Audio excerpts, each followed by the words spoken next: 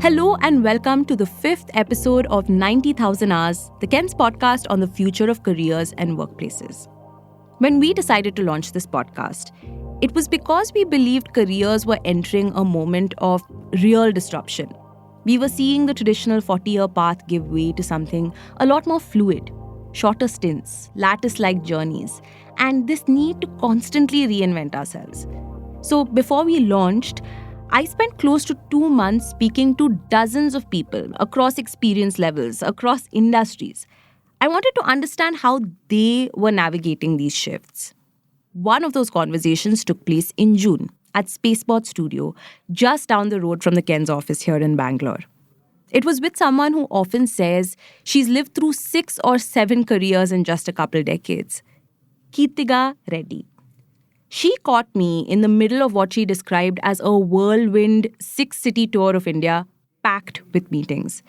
These days, she's based in Las Vegas, from where she leads an international remote team.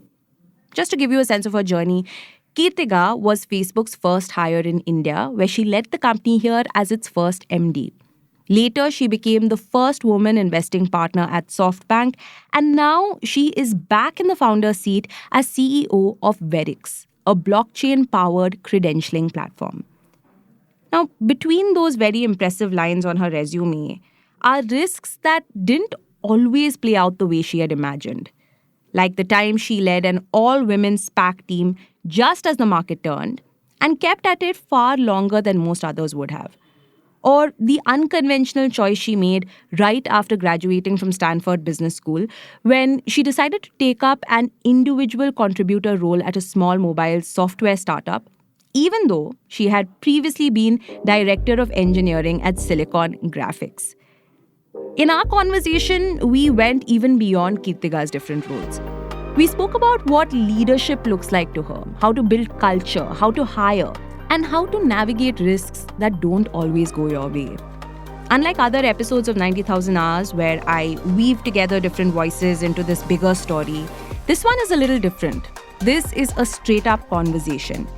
It's the first time we're trying this on the podcast, so let me know what you think and who you would like to hear from next.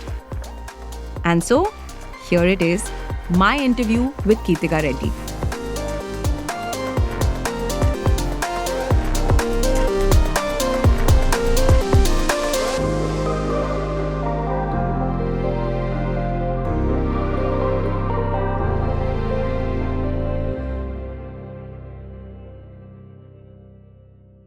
There is so much for us to unpack here, Kirthiga. I'm so excited to get right into this. Welcome to the podcast. So excited to be here. And Rahel, as much as we looked in the past, I firmly believe the best is yet to come. And I'm excited to dig in. Absolutely. Thank you so much. I really appreciate you making time for us today. Just to give our listeners a little bit of context, Kirthiga is actually based in Las Vegas, if I'm not wrong. And she's joining us during a particularly packed trip to India. Tell us, Kirthiga, is this, work, is it play, or, as a founder, are the lines really blurred between the two? 1000% the latter. Work, life, they all mix with each other. And yes, visiting from Las Vegas, spent most of my time in Silicon Valley Bay Area. Moved to Las Vegas last year, this one driven by my husband, and I'm happily going along for the adventure. And, with my team being in 7 different countries and a remote first team, the beauty is we can be anywhere. So here, both for work, I'm on a 6-city tour, meeting with clients, meeting with partners. And this time is also special because I have my daughter with me, who has just graduated with a majors in textile from RISD. So it's a little bit of break for her as well. So everything comes together. Congratulations to your daughter. That's amazing. You were telling me just before we started recording that you're now in India every single month. How is that? As a startup, they say focus just on one market. Yeah. So we started with US as our primary market, but then India keeps calling. Mm-hmm. So the second adage with a startup is go where you see the momentum. Yeah. And so India got added to the picture. So now we have our business is almost evenly distributed between the United States and India.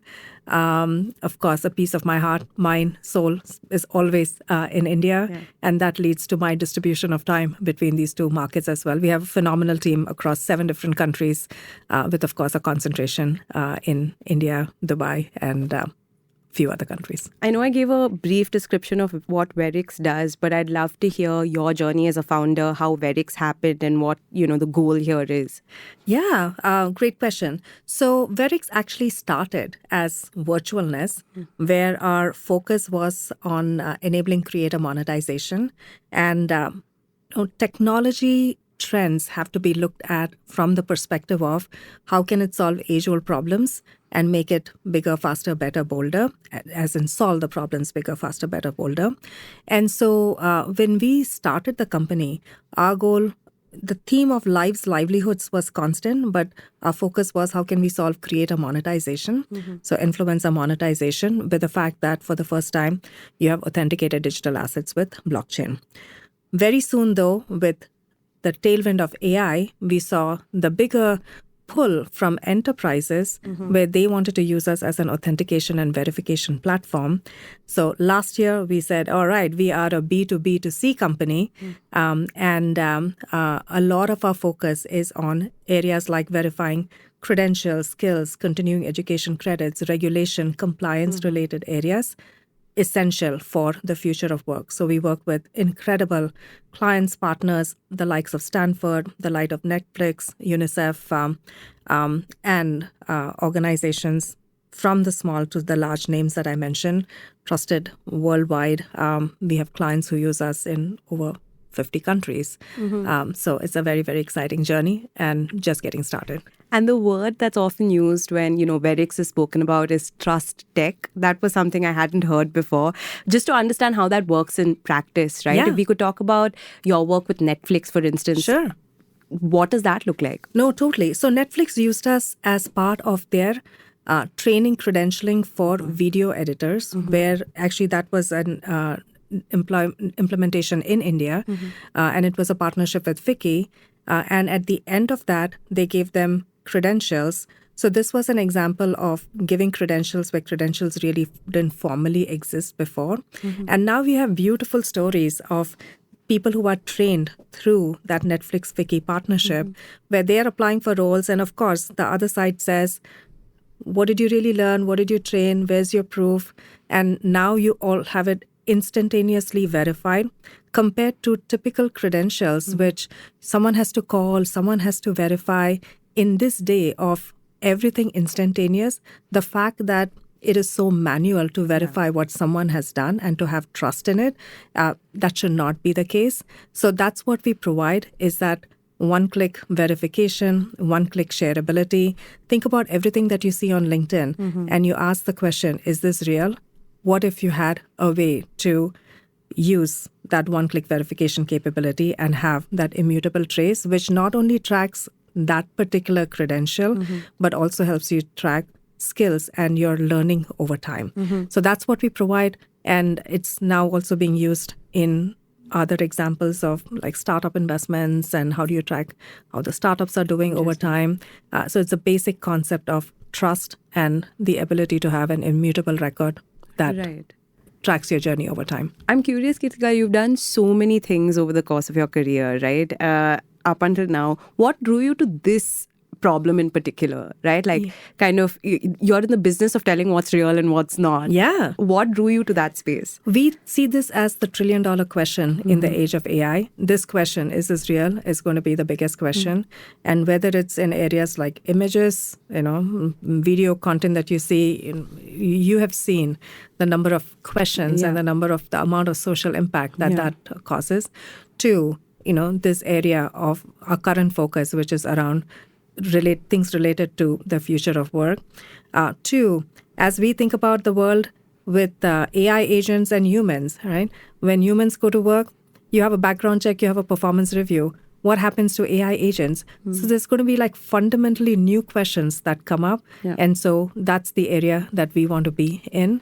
And a lot of our mental model is just like how DocuSign changed how signature handling was done. Can we be that trust technology that provides that verification layer wherever verification is needed?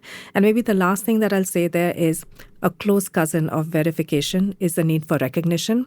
So a lot of people use us not because they're so concerned about things being fake or not, but is that extra level of recognition by having something that is immutable, permanent, digitally shareable.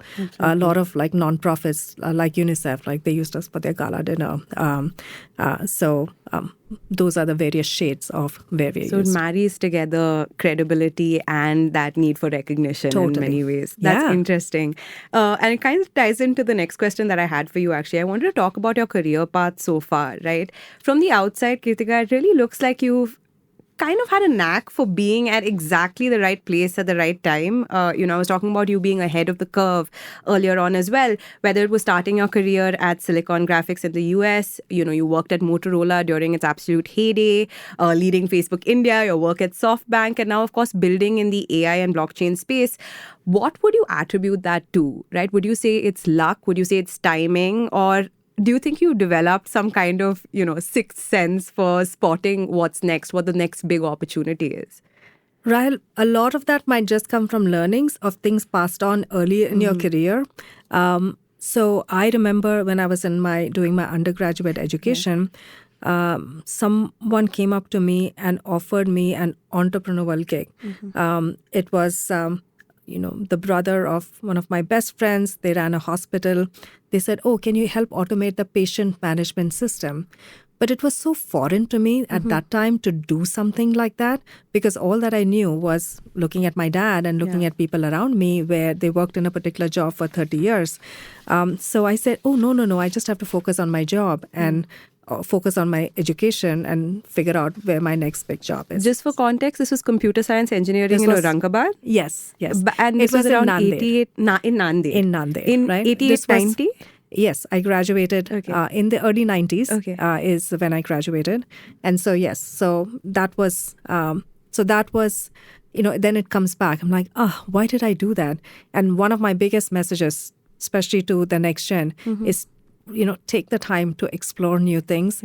And just because something feels unfamiliar, don't automatically shut it off. Take the time to, know more. And, today's AI internet world gives you no excuse for not doing that and to be open to new opportunities. So whether it's that or I also remember Rahel going to Google during when I was doing my MBA at Stanford for internship opportunities, meeting them and walking out of that office and saying, how big can a search engine really be?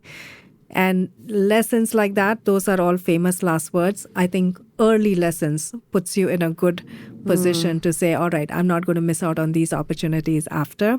So that was a grounding. And so then when Facebook happened, when I joined Silicon Graphics too, it was those days, OpenAI. Everybody wanted to work at Silicon Graphics. It was at the center of Human Genome Project, landing on Mars, making of Jurassic Park.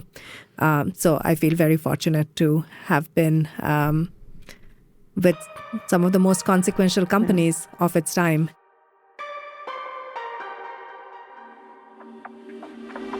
Quick break. We are working on an upcoming episode of 90,000 Hours all about the new rules of hiring, and we want your input. If you've been part of a hiring process in the last year as a manager, recruiter, or founder, we want to hear what's changed for you. Things like how you screen candidates, what you value differently now, or even how AI has entered the process. We've put together a short survey. You'll find the link in the show notes. It'll only take a couple minutes, and your responses will help shape the episode. With that out of the way, let's get back to the episode. I want to fast forward to 2010, on that note, when you joined Facebook India as its first ever employee. Now, that's not something you hear very often. That's kind of a first-hand experience that most people don't have the privilege to kind of get an insight into. If you could take me back to that moment, right? How did it even happen? Was it something you were actively kind of that you actively went after, or did the opportunity find you? And what made it feel like the right move at the time? No, great question. And so much nostalgia. Actually, today I saw Fortune India, where Sandhya Devnathan is on the cover of Fortune India, and I was so thrilled for her. And it did take me back to 2013 when Meta, head of Facebook India, when I was on the cover, and it's just such an coming full circle moment. And Sandhya has done such a tremendous job taking the country from strength to strength. My journey there was that after business school, I went to a startup that got acquired by Motorola. And it was with Motorola that I came to India. And, that if I double click on that part, for Motorola, I had to come every quarter. No, I wasn't doing the every month that I'm doing now, but every quarter. But I could see how much the country was growing, new infrastructure, new airports. And the thought about all that is happening in this country stayed with me, and it was just coming back to me. And so when an opportunity came up to lead one of their divisions here, I raised my hand for it, interviewed for it, was thrilled to have the opportunity to come. Came here with my 2 girls who were then 3 and 5, wonderfully supportive husband, thinking we were going for a 1.5-year assignment, but loved being back in India. It was the start of the internet in India. This was 2008, 2009. There were less than 100 million people on the internet in India. So loved being back and wanted to stay back, contribute to the nation building that was happening here. Looked around and said, what are the companies that I would want to work for and drive their mission forward? Facebook had become a key part that I was staying connected with people back in the United States and reconnecting with my friends in India.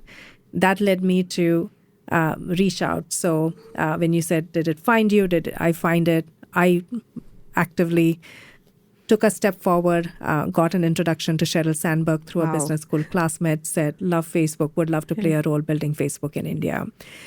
This was 2009. We explored a few different roles and said, let's keep in touch for the right role.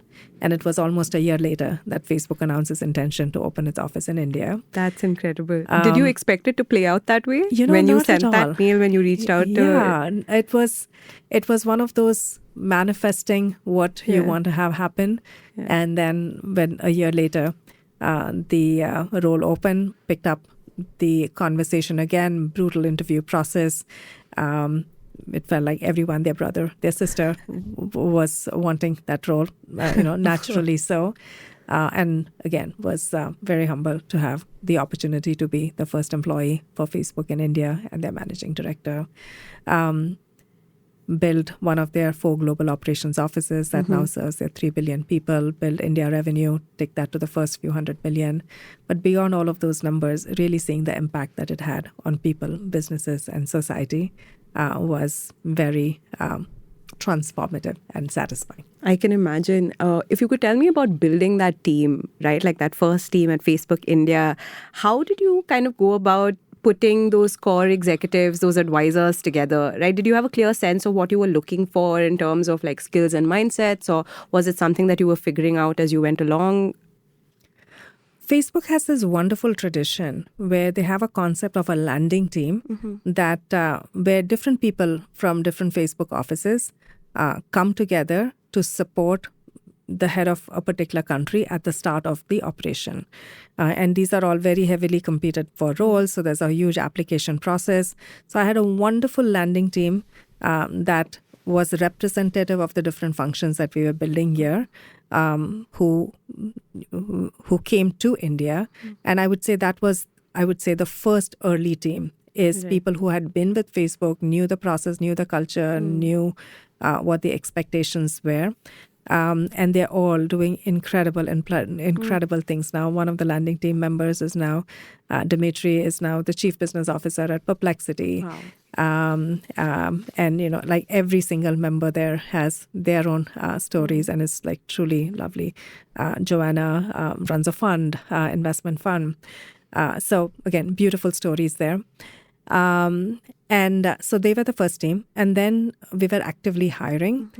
And Rahel, and we also had interviewers come down to help again make sure that we were hiring for a global bar. In the early days, especially for our early hires, I had to do my closing calls for candidates with parents of the candidates. What? Yes. How does that work? Because they would say, what is Facebook? A lot of people ask me about like, oh, it must be so like, tell me about hiring, especially in early stages. And they're like, of course, like the Facebook experience doesn't count because, Facebook was Facebook. I'm like, no, I had to do my closing calls with parents because they would tell me, what is Facebook? Isn't it just a site that people go make friends and have? Is it even a company? And my child has an offer from a bank or a consulting company. Why should they turn down from these prestigious firms to take an offer from Facebook? So that is the conversation I had to have to tell them about the vision and why Facebook was a real company. We broadly looked for three different things. One is a very analytical mindset when it comes to the people who were joining us in the operations side, and at the leadership load, how strategic they were in their thinking, to their ability to execute, so go from strategy to execution, and three, how they fit with the culture. So those were the three broad themes that we looked for when hiring. I'll also give you an interesting snippet that for the senior hires, the biggest gap in those three things, I don't know, what would you guess? Strategy, culture, execution. What would you guess was the biggest gap? I would think culture. Yeah. Was it culture? It wasn't culture. That's what most people think. Okay. We used to find people who are very strategic, very strong culture fit, but their execution side, especially for senior folks, I think we just found a lot of people just lost their execution ability as they got more senior. Why and do if you they think didn't have that an is? army of 200 people, they would not be able to do things. And Facebook startups are very roll up the sleeves, make sure that you can do things yourself, culture. And so sometimes our hires used to take almost a year to close because we had to find the right combination of those three things, Rahel. At the time, and I mean 2010, I think I was in the Were you born? 10th grade, yes. I was probably in the 6th or 7th grade at the time. But like, if you take me back then, I'm guessing that like, the whole hustle culture that is so glorified today wasn't a thing back then. Do you think that is a product of? Actually, I don't think it's that much as just, a lot of norms around success being equated to the team size that you have and how many members of the team, and growth being equated to that. And of course, now in the age of AI, we are in the complete reversal of that, where people are talking about lean AI, 3 people startups who are hitting their 10 million ARR, 50 million ARR numbers. So I think it's more of that paradigm of the dependence on people that creeps in very quickly as you get to senior stages and having to reverse that. Do you find that your approach to hiring has changed now, given that context? Hiring, given the context of Facebook, or given AI, the context given of the AI? context of how teams are getting leaner, are you looking for different things than you did back then? How has your approach to hiring evolved? It has. We have had to, I would say, keep pace with the times, Right? And constantly think about multiple aspects. One is, is everyone in the team not just using AI? Everybody, if you ask them, are you using AI? There'll be a check mark. Yes, of course, you use like ChatGPT or one of these LLMs. But the big question is, are you best in class in your use of AI? And I think it's a very different aspect. And I really stress on that point, not just are you using it, but are you best in class? And we really have to strive for each one of us in our function to be best in class. Okay. And that is a milestone. So that's one. And then two, yes, when we are hiring, we have to constantly think about, is this something that AI can help us with? Or is this something that we really need people to come do? So with those three, you were looking at Facebook, you were looking for someone who was analytical, who could take care of execution and was a culture fit. Is that is there a version of that you're looking for today, or has that changed completely? Great question. So I would say those basics still remain with the addition of how much do they think AI first in terms of output and delivery. You still need them to be strategic/analytical. You still need them to be a strong culture fit. On the execution piece, actually now, all of those folks who need like a 200 people team to do their work, they actually have the power of AI, even if there aren't that many people in a startup organization. So you can actually run that way. So maybe a lot more of them would actually make the bar at a Meta and a Facebook now, if those are the same principles that they hire for. Interesting. When you said something interesting, you said, are you best in class when it comes to how you're using AI? How do you test for that? How would I know as an employee that I'm best in class in the way that I'm, using AI tools, that I'm being as efficient as I possibly can? It's a great question. And the challenge, by the way, which I will fully address head on, is that the best in class definition also changes every single day, almost every single hour. So the biggest aspect there is, one, the capacity to learn and be constantly learning. You almost have to allocate some of your time in your day. And I also will acknowledge that it can all seem intimidating. The pace of technology change, even to the best technologists, can be intimidating. And I would say any step forward, if you say you're going to spend 10 minutes a day, 15 minutes a day, 30 minutes a day, just leaning into exploring some aspect of AI and thinking about the biggest places where you get bogged down during the day, and looking at what are the resources that you need to be able to address it, and feel that you are at least taking a step forward. As they say, small increments compound. You don't, yes, you can go to a course, you can, and definitely do that if that is an option for folks, but also think about the small incremental changes every single day. So I would say, start with a baseline. Okay, look at how are you using AI. There's so much community that's available for you to learn, and I'll also acknowledge that there's a lot of noise as well. Absolutely. So cutting through the signal to noise ratio, finding people who are sharing their best practices and being able to benchmark that. But just jumping into it and doing it is going to get you further ahead than just thinking about it. Absolutely. I'm curious to understand, how as an organization you're making sense of like the whole wave and the kind of tools and technology that you want to adopt, like within the workforce, for your employees. Are you kind of adopting a more DIY approach where you're like, hey, we're getting we're getting the tools, we're making them available to you, experiment, have fun, and see how it makes sense for you? Or do you prefer having a little bit more of like being more involved in how AI is being adopted within your organization? So we are very involved in how AI is being adopted. We have goals set for every team in about how much they should be thinking about AI in terms of their output. And we have deliberate reviews about what is being done, what are we learning, what has worked, what hasn't worked. If something hasn't worked, not just putting it aside and saying it'll never work, because probably tomorrow something might happen. But how is it that we're constantly assessing it?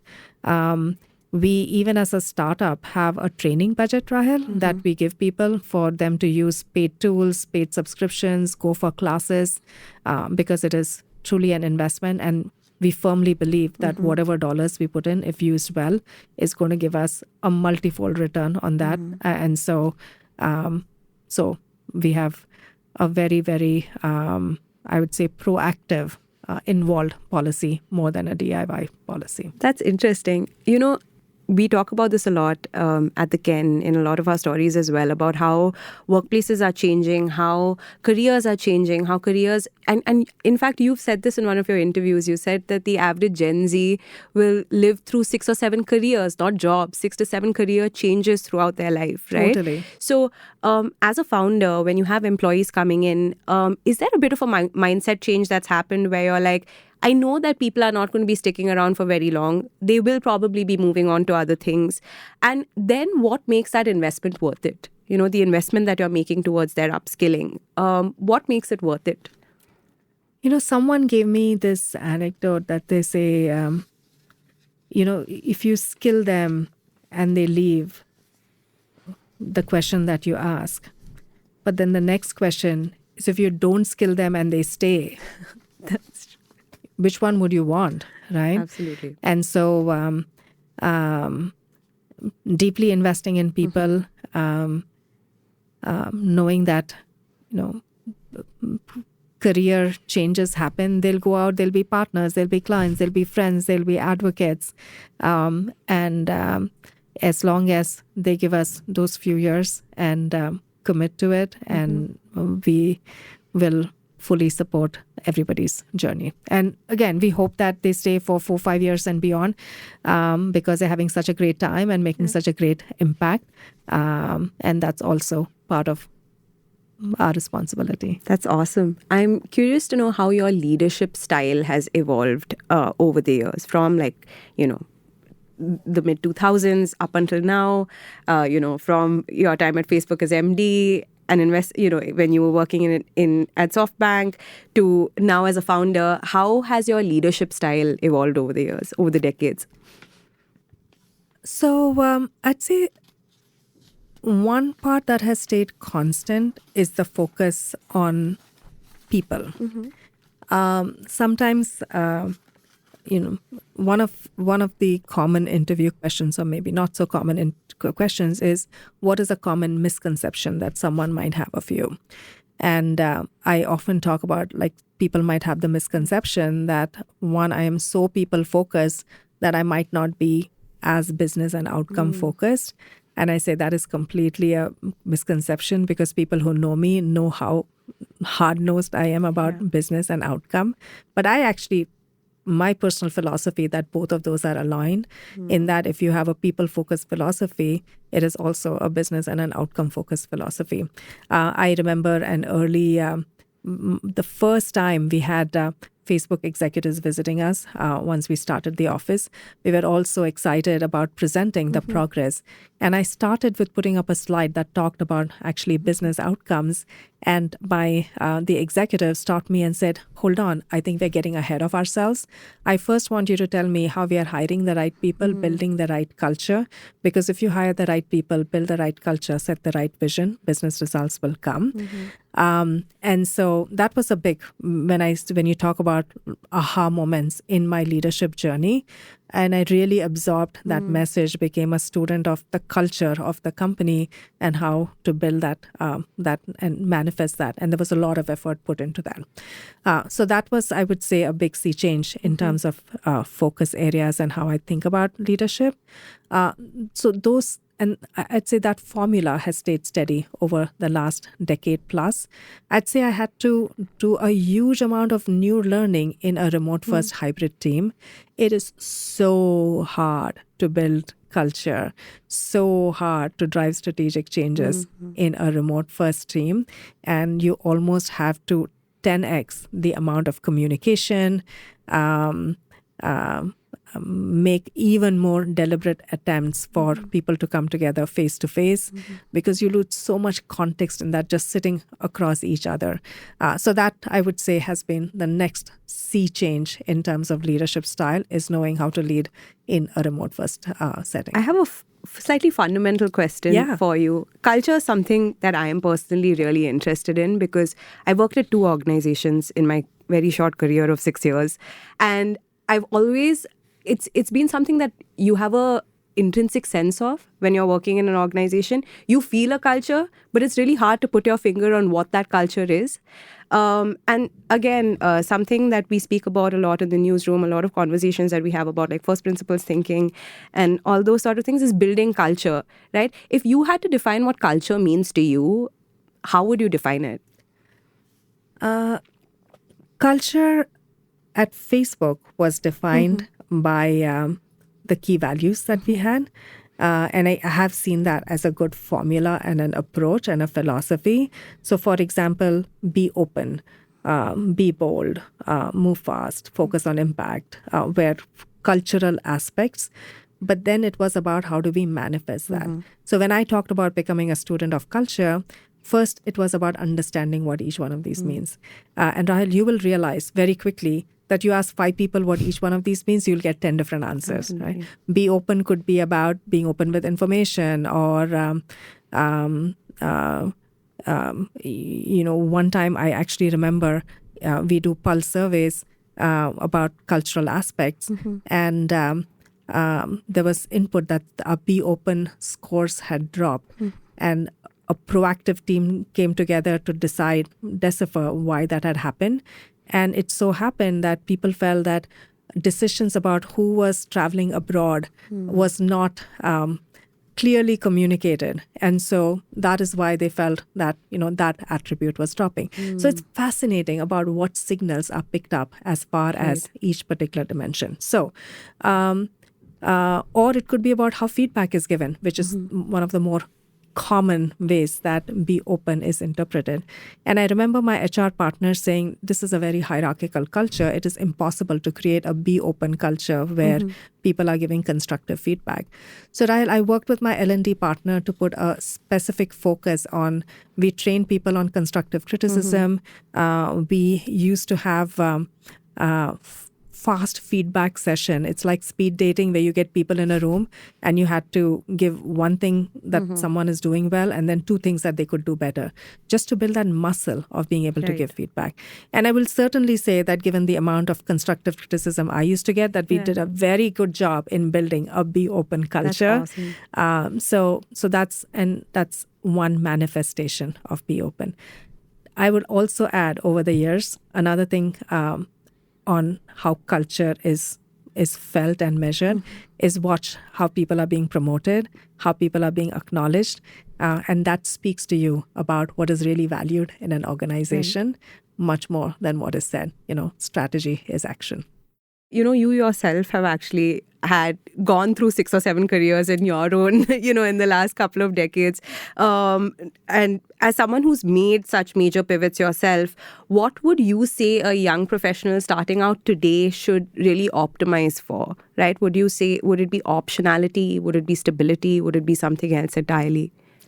It is such a personal question that first I would want to just acknowledge and recognize that think about your situation. For some people, it could be financial stability, paying off loans, and that might lead to more stability. So I want to first acknowledge that there is no one size fits all. I would say all things being equal, optimize for learning. Go into places where there is growth in that industry, where there are people in the specific manager that you work for is also a really important decision in terms of how much they are invested in your growth. So I would say that's the number one thing to look for is learning and opportunities for growth, all other things being equal. And the example that I'll also give you, Rahel, was maybe an unconventional decision that I made coming out of Stanford Business School, where I was the director of engineering before at Silicon Graphics. I decided to go from that role to being an individual contributor at a startup in the mobile software space. Right? It wasn't an easy decision. Right. I remember agonizing sleepless nights where I thought to myself, is this going to look really bad on my resume? I was a director of engineering. I graduated from one of the top business schools in the world, and now I'm an individual contributor. Because people usually think you have a title raise, a pay raise. And in fact, I took a 40% pay cut because I was coming from a large company to go to a startup where the payout is more in terms of equity. I'm assuming most of your peers at Stanford were going down that conventional route. More conventional route, right? And I did have, by the way, an offer from another incredible consulting firm that would have put me in that other direction. I always lean on community and always also looked inside as to what resonates with you. And Jana Rich, who was then with Conferry, then ran her own talent consulting company, she gave me this advice where she said, if this is a short-term move and something you're uncertain about, then don't do it. But if it's an industry you really want to get into, a function that you care about, it'll all work out, and just go do it. And sure enough, I got promoted again very quickly to be the director of product management. So if someone looks at that LinkedIn that you mentioned in the beginning, you might see your eyes are drawn to director of engineering, and the next thing you see is director of product management, and the next thing you see is general manager. But right there is also written individual contributor, group product manager. So life is not a ladder, it is a jungle gym. And so I would say, hopefully that is perspective for people who are starting out on their career. We've talked about leadership and how it's evolving. You told me about how straight out of Stanford, you took that one big risk that ended up paying off. But are there any risks that, you look back at your career and you think, hey, that didn't go quite the way that I had hoped? So, number of examples where it didn't go how I would have expected it to. But I think there's a sub-question in there is, would I not have done it in hindsight? And the question is, again, I'm one of those people who doesn't look back with regrets. It's like, even when things that happen, there's a learning in there and you go on with it. And I think one example is, launching a SPAC, which is an alternate way for companies to go public.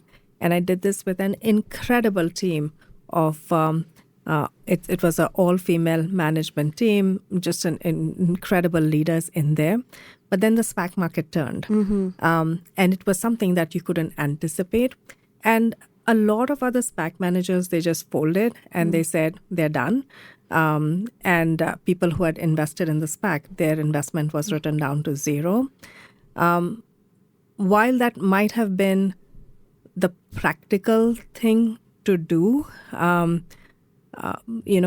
an all-female management team, we just felt this additional responsibility to do everything we can to leave no stone unturned to return dollars for our investors.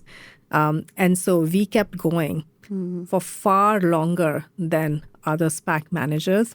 And we actually announced a merger with an incredible company in the sustainability space, and it's going through its process of going to an IPO. The wish is that this also has that strong Cinderella ending, but it took us far longer. We thought we would be done in 4 months, then 6 months, but it took us a good 3+ years to get here. But lots of learnings along the way as well. Right.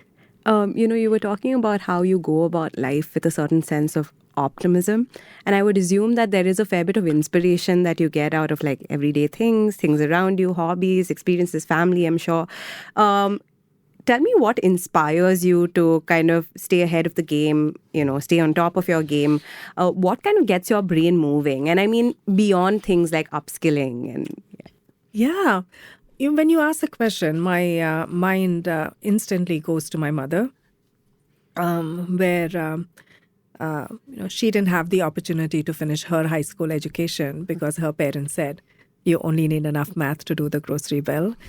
Because after all, why would a girl child need any more math? And her brother, by the way, did a postgraduate degree. Right? So I then think about the difference that one generation can make, where, by the way, back to the SPAC story, when I rang the IPO bell at the New York Stock Exchange for the SPAC, because as we launched the SPAC, it's an IPO and we got to do the bell ringing. My mother, who hadn't finished her high school education, had the opportunity to join us over Zoom. So here was my mother with her daughter and her 2 grandchildren who are also on the stage. And so when you ask me about what drives me, it's that visual of the difference that one generation can make, and then the responsibility that each one of us have to leave things that much better for the next generation. Thank you for listening to 90,000 Hours. This episode was hosted and produced by me, Rahel Philipose. It was edited by my wonderful colleague, Rajiv CN. See you next week.